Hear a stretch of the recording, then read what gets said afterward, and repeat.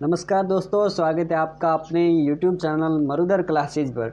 आज हम दोस्तों राजस्थान के लोक देवता और कला संस्कृति के बारे में टॉपिक स्टार्ट करने जा रहे हैं।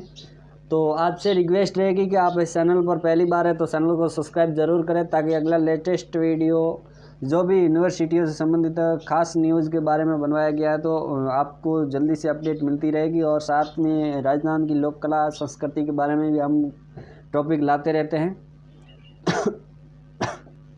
तो आप चैनल को सब्सक्राइब जरूर करें।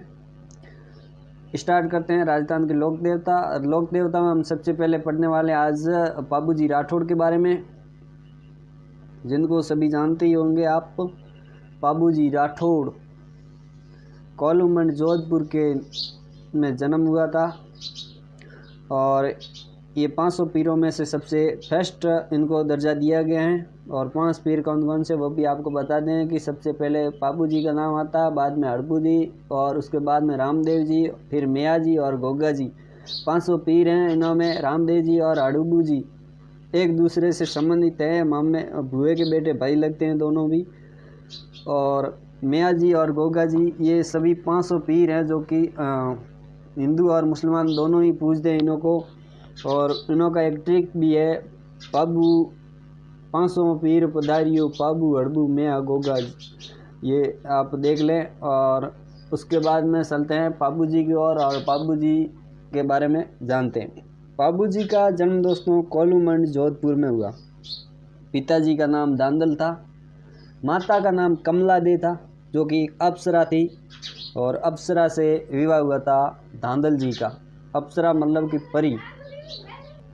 तो दोस्तों दांदल जी का विवाह एक अप्सरा से हुआ था। और दांदल जी, लोग कहते हैं कि दांदल जी शिकार खेलने के लिए सुबह सुबह घोड़ी पर चढ़ करके जा रहे थे, और उसी समय जंगल में जाते समय एक अप्सरा कमला दे जो कि मिली, और वो एक भगवान की परी थी। तो उनको देखा तो दांदल जी ने कहा, तो दोस्तों दांदल जी ने कमला दे से कहा कि तुम मेरे से क्या शादी करोगी। तो कमला दे जहाँ थी वहाँ वो कहने लगी, मैं एक भगवान की परी हूँ और मैं आपसे शादी नहीं कर सकती हूँ, क्योंकि मैं एक परलोक से पधारी हूँ और मैं भगवान की परी हूँ। तो दांदल जी ने कहा, जो तुम्हें सही है वो मैं तुम्हारे लिए हाजिर करूँगा। तो फिर कमला दे कुछ देर के बाद में राज़ी हो जाती है, और कमला दे ने एक कहा था कि मेरी एक शर्त है और उस शर्त को आपको पूरा करना पड़ेगा तो ये आपसे शादी करूँगी। तो दांदल जी ने तो कहा कि जो भी शर्त है बोल दीजिए। तो फिर तो दांदल जी मान गए, और दांदल जी ने जो शर्त थी पूछा कि क्या शर्त है। तो दोस्तों कमला दे ने कहा कि मेरी शर्त ये है कि जब भी आप मेरे महल में पधारोगे उस समय पहले आप सूचना दोगे और उसके बाद में आप महल में पधारोगे। मेरे जो रूम है मेरा, उस रूम के अंदर पहले आप मेरे को सूचित करोगे और उसके बाद में रूम में प्रवेश करोगे। तो दांदल जी मान गए और कमला दे को लेकर के आ गए वहाँ से। तो कमला दे के 2 पुत्र हुए। तो पहला था बूढ़ा जी और दूसरा था पाबूजी राठौड़।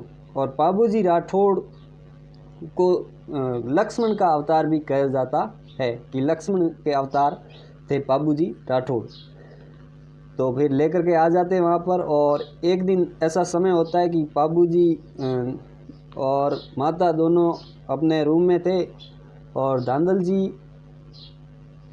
जी से कोई युद्ध करने के लिए आ जाता है गायों के लिए। तो फिर दांदल जी एकदम तलवार पड़ी थी जो कि रानी के महल में थी, और उन्हों को लेने के लिए जाना था। तो बिना ही बताए दांदल जी सीधे कमला दे के महल में घुस गए। और घुस गए तो देखा तो एक शेरनी जो कि एक शेरनी के बच्चे को दूध पिला रही थी। ऐसा विचित्र देखकर दांदल जी एकदम कंफ्यूजन में हो गए कि ये क्या हो रहा है। फिर वर्तमान रूप में वो कमला दे आई और उसने कहा कि आपने जो वरदान दिया था उस वरदान की आपने पालना नहीं की है, इसलिए मैं इस दुनिया से अभी जा रही हूँ, क्योंकि आपने मेरी शर्त को पूरा नहीं किया। तो फिर दांदल जी तो वो तलवार लेने आए थे, वैसे ही घुस गए।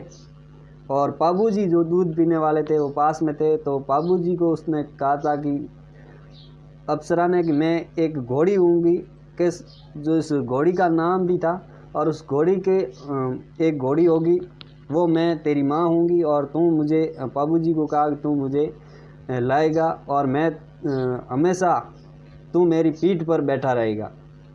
ऐसा कह दिया किसने? कमला दे ने, और वहाँ से विलुप्त हो गई। फिर पाबू जी राठौड़ के बाद में आगे बात कर लेने वाले हैं कि पाबू जी के बारे में। तो पाबू जी की पत्नी का नाम भी आपको बता दें, फुलमदे, और उसका नाम दूसरा सुफियारदे अमरकोट की राजकुमारी थी। और पाबू जी की घोड़ी का केसर कालमी नाम था, और वो अपनी माता थी तो कि केसर कालमी के रूप में जन्म लिया था। और अब बात कर लेते हैं, देवल नामक सारणी की महिला की गायों की रक्षा के लिए अपने फेरों के बीच से उठकर आ गए थे कौन? पाबू जी। देसू गांव जोधपुर में जिंदराव खीसी के खिलाफ लड़ते हुए वीर गति को प्राप्त हो गए। ये सारी बात हम पूरी डिटेल में समझे तो लगभग 2-3 घंटे लग जाएंगे, लेकिन आपको समझ में एकदम आ जाएगा। और ऐसे ही हम समझने वाले हैं। तो BSTC या अलग कोई एग्ज़ाम है उसमें इतना कुछ कहानी वगैरह आने वाली है नहीं, लेकिन आपको समझ में आता है, इसलिए हम पूरी डिटेल आपको बताने वाले हैं। तो बात करते हैं पाबू जी के विवाह के संबंध में।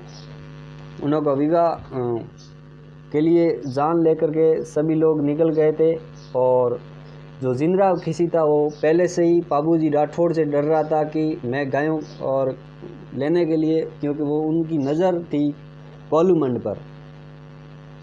उसने सोचा कि जब तक पाबू राठौड़ इसके राज्य में रहेगा तब तक मैं कोलूमंड को लूट नहीं पाऊंगा। तो उसने सोचा कि प्लानिंग बनाई कि अभी जान गई है उसकी वहाँ, और हम जा कर के वहाँ लूट के आ जाएं। तो फिर जिंदराव खीसी है जो कि अपने राज्य से जिंदराव खीसी निकला जोधपुर से। जोधपुर या अजमेर एक जगह पड़ती है, और वहाँ का शासक था जिंदराव खीसी। वहाँ से आया, और देवल सारणी नामक एक महिला थी जिसकी गायां लेकर के चला गया। तो दोस्तों, जैसे ही जो जिंदराव खीसी है देवल सारणी की गायों को लेकर के जाने लगा, तो देवल सारणी जो कि एक सुगन सड़ी के रूप में हो गई, और वो जाकर के पाबू जी की जहाँ अमरकोट में फेरे ले रहे थे। तो फेरे ले रहे थे उस समय जाकर के पोल के ऊपर जाकर के जो डेली होती है राठौड़ों में, जो मकाम होता था पहले हवेली होती थी, उस पर जाकर के बैठ गई और बोलने लग गई। तो बोलने लग गई को उस घोड़ी को पता चल गया। घोड़ी क्योंकि पाबू जी की पूर्व जन्म में माँ थी, तो घोड़ी वो उछल कूद करने लगी। तो पाबू जी को पता चल गया कि कुछ न कुछ गड़बड़ है, कि जिंदराव खीसी है जो कि देवल सारणी की गायों को लेकर के भाग गया, सूचना मिल गई। तो पाबू जी खड़े हो गए और 3.5 फेरे ले लिए। 3.5 फेरे लेने के बाद में पाबू जी ने तलवार से अपनी पत्नी से छेड़ा बंधा हुआ था, छेड़ा को काट लिया और वहाँ से घोड़ी पर चढ़ गए। तो सभी साले वगैरह ने सभी ने कहा गुलाल छिड़काते हैं और आपको शादी में बैठते हैं। तो पाबू जी ने कहा कि अगर मैं जीवित रहा तो आकर के तुम्हारी बहन से शादी कर लूँगा, और अगर जीवित नहीं रहा तो आप देख लेना। तो फिर पाबू जी ने तो ऐसा कह दिया, और पाबू जी वहाँ से रवाना होने शुरू हो गए। और पाबू जी आ गए देसू गांव, जो कि जिंदराव खीसी चल रहा था। देसू गांव के पास में पाबू जी राठौड़ और पाबू जी के साथ में जो जान थी, उनके साथ में सांदा और डामा नामक 2 भील सैनिक थे, वो भी साथ में आ गए। और युद्ध करते हुए पाबू जी ने युद्ध किया, और पहले में जिंदराव खीसी को पछाड़ दिया, और जिंदराव खीसी को माफ करके रवाना हो गए गायां लेकर के। तो पीछे से जिंदराव खीसी ने पाबू जी पर वार कर दिया, और पाबू जी वहाँ पर वीर गति को प्राप्त हो गए। पाबू जी वीर गति को प्राप्त हुए तो बूढ़ा जी थे, जो बूढ़ा जी को भी जिंदराव खीसी ने मार दिया, और राठौड़ वंश के लिए कोई भी बचा नहीं था। तो अब बात कर लेते बूढ़ा जी की एक पत्नी होती हैं, क्योंकि पाबू जी का तो आधा विवाह हुआ और वो रानी थी सोडी रानी जिसका नाम था सुपियार दे, वो पाबू जी के साथ में वीर गति को प्राप्त हुए, तो वो सती हो गई साथ में अमरकोट की राजकुमारी। तो अब बची बूढ़ा जी की पत्नी, जो बूढ़ा जी का विवाह गुजरात में हुआ था, और गुजरात में एक जगह पड़ती है जिसका नाम मुझे अभी याद नहीं आ रहा है। तो वहाँ पर वो चली गई और उसने उसके गर्भ से 7 माह का एक बच्चा था, और उसको छुरी से, मतलब की छुरी होती है काटने की, पेट को चीर डाला और चीर करके झरड़ा जी नाम या रूपनाथ के नाम के एक वो भी देवता होते हैं जो कि पाबू जी के भतीजे हैं, उन्हों को अपने ननियाल में छोड़ दिया।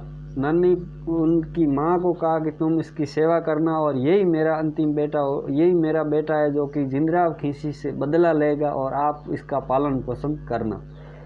तो फिर बूढ़ा जी के बेटे का पालन पोषण शुरू हो गया, कहाँ पर, गुजरात में। तो गुजरात में बूढ़ा जी का पालन पोषण स्टार्ट हो गया, और जो बूढ़े जी की पत्नी थी वो सहन शक्ति नहीं हो पाई और वो भी स्वर्गवास में चली गई। अब पूरा परिवार राठौड़ों का तहस नहस कर दिया किसने, जिंद्राव खीसी ने। जिंद्राव खीसी ने तहस नहस कर दिया। तो जिंद्राव खीसी विजय होकर के जैसे ही अपनी सीमा में लौटने लगा, तो उसने उसकी जो जिंद्राव पाबू जी की बहन थी जिंद्राव खीसी के घर में, तो उसने सोचा कि आज गूंज किसकी बज रही है। तो किसी ने कहा कि राठौड़ वंश में कोई नहीं रहा है, और राठौड़ वंश के सभी को मार करके जिंद्राव खीसी विजय होकर के यहाँ पर लौट रहा है। तो वो जैसे ही बिलोना कर रही थी पाबू जी की बहन, तो उसने कसम खाई कि जब तक मैं जिंद्राव खीसी का खून का बिलोना नहीं करूं, तब तक मैं